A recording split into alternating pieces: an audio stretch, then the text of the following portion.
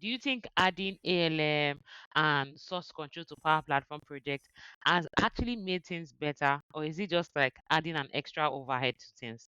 So that's a very good question. And I would say that's a very real question.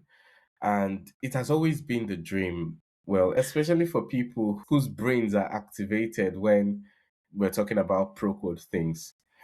A lot of people like that, they've seen how good GitHub is.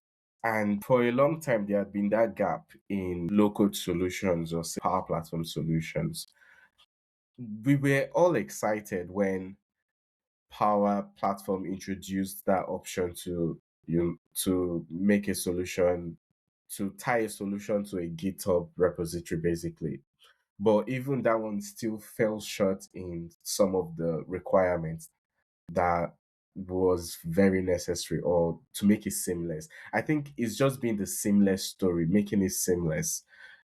The Power Platform developers or the people building the actual system, they've went the right direction of including the ability for you to connect a solution to a GitHub repository.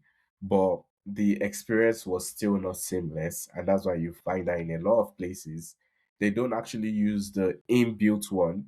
The ones who want ALM using GitHub, they go ahead and do something custom that is not really built into the platform. So, is he a blessing? Is he a burden?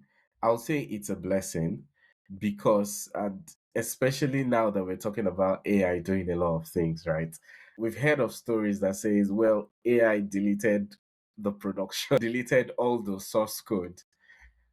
If you have good ALM, that's you would worst case is you will be able to recover it. But Yes.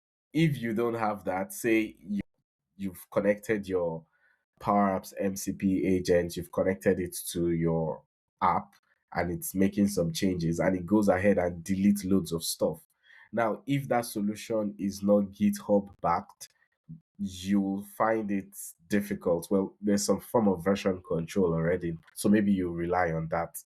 But you may find yourself in a situation where it's difficult to find out what the agent has done to kind of cherry pick. So rather than restoring a previous version, if you have GitHub, you can probably find what are the exact changes that were made and just remove those changes rather than changing the whole thing.